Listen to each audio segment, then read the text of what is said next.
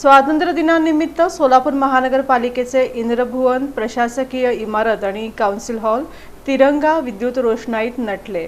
राष्ट्रध्वजातील तिरंगी रंगात विद्युत रोषणाई करण्यात आली आहे। सोलापूर महानगरपालिकेची इंद्रभुवन इमारत, काउन्सिल हॉल आणि प्रशासकीय इमारतीवर 15 ऑगस्टच्या पार्श्वभूमीवर तिरंगी रंगात विद्युत रोषणाई करण्यात आली आहे। यामुळे अवघा परिसर नटलेला दिसत असून सोलापूर महानगरपालिकेच्या सर्व इमारतींवर LED लाईटच्या द्वारे आकर्षक अशी विद्युत रोषणाई सर्वांचे लक्ष वेधून घेत आहे। महापालिका आयुक्त डॉ. सचिन ओंबासे यांच्या आदेशानुसार विद्युत विभाग कार्यकारी अभियंता राजेश परदेशी, अभियंता महादेव इंगळे यांच्या मार्गदर्शनाखाली हे काम करण्यात आले आहे। या विद्युत रोषणाईमुळे इंद्रभुवन इमारतीचा फोटो घेण्यासाठी गुरुवारी रात्री अनेकांना सेल्फीचा मोह आवरला नाही। अवघा सोलापूर महापालिकेचा परिसर आकर्षक आणि सुंदर दिसत असल्याने आपोआप त्यांची पावले महापालिकेच्या इमारतीकडे वळत आहेत।